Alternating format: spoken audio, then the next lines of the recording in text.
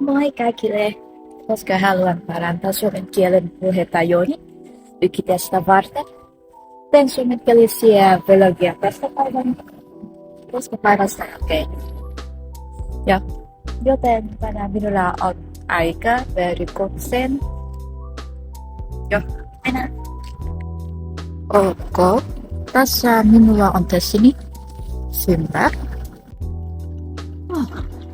Toivon, että minä olisi hyvä. No niin. Joten minun täytyy skänätä kielikorttini saadakseni numeron. Lääkäri sanoi, että en tarvitse aikaa verikokeisiin. Ok, odotetaan. Ok, se oli nopeampi kuin odotti. Minun ei tarvinnut odottaa kauan. Enimmillään 10 minuuttia.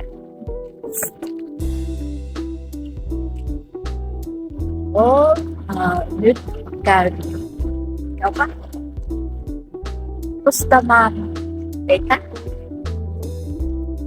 Tämä on toinen kerta, kun minulta otettiin vettä Suomessa. Joo. Miksi otan verikokeen? Ok, kaikki alkoi sitä, kun hysekin putoisivat ajan. Lääkärini kanssa neuvoteltuaan hän neuvoi minua ottamaan testin. Toivottavasti tulos on hyvä.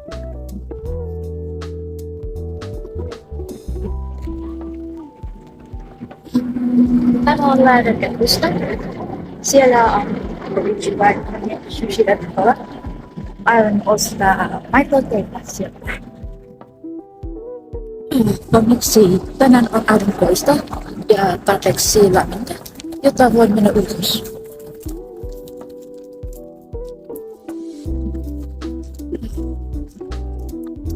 Ei paljon ihmisiä.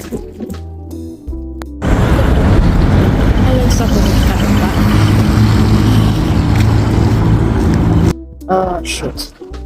Unohdin autoluajat. Neuvotan vasta kyllä. Tätä nyt kävellä pöytiin. Nähdään kotona. Kotimatkalla kävelin kirjakaupan ohi, joka oli suomalainen kirjakauppa. Tämä on suksikkikaupani Lahdessa. Haluan ostaa tuon Percy Jackson kirjan suomeksi, mutta harmi, että minun täytyy säästää rahaa. Kävelin kotiin. Minun mieheni kertoo testistä. Hän ottaa minun. Otan häntä.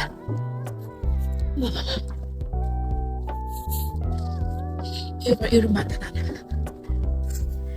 Kello 9:30. Mieheni näytti minut. Päätimme syödä lounasta, joten menimme Core-marketille ostamaan ruokaa.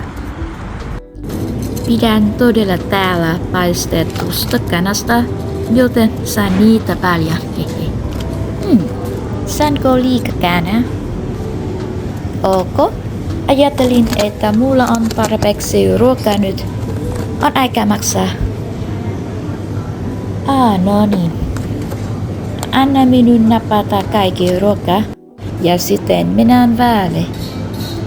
Hinta määräytyy ruoan painon mukaan. Tästä laatikosta paistettua kana maksoi 5 euroa.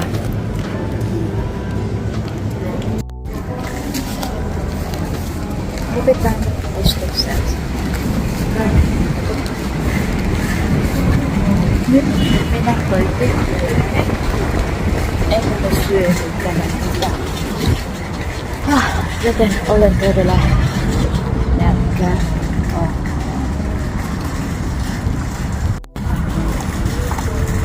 Missä mä oon? Matkalla kotiin puhuimme monista asioista. Esimerkiksi tänään keskustelimme Suomen alueeroista, joskus puhumme politiikasta, musiikista tai tulevista elokuvista. Lounan jälkeen keitin teetä. Tänään valitsin Milky Oolong Tea. Se on suksikiiteeni, joka on musta tee, jolla on maitomainen aromi. Tuoksuu todella hyvältä, aivan kuin maito. Ok, yksi lusikka riittää tekopillisen.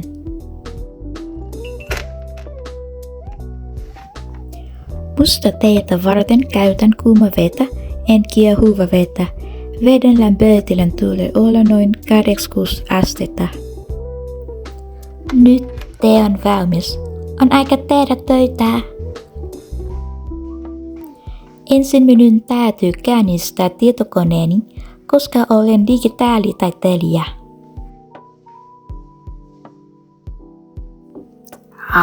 Windows Update. Vihaatko sitä, kun tietokoneesi täytyy päivitä? Nyt täytyy odottaa.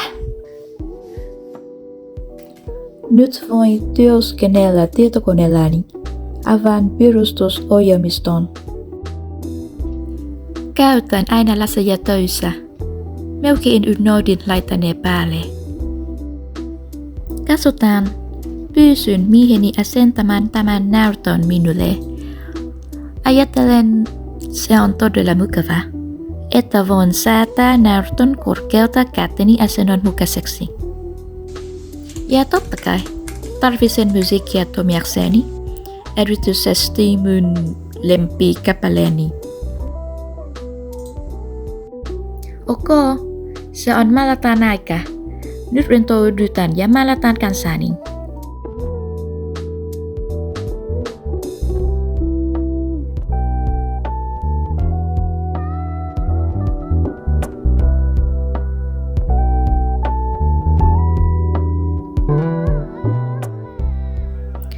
Niin kello on nyt 7. Olin lopettanut työteon ja aloin valmistaa illallista. Tänään meillä on hotpot sienen makuinen, mutta ensin minun piti keitä vesi. Odottaessani veden kiehumista valmistelin ainekset.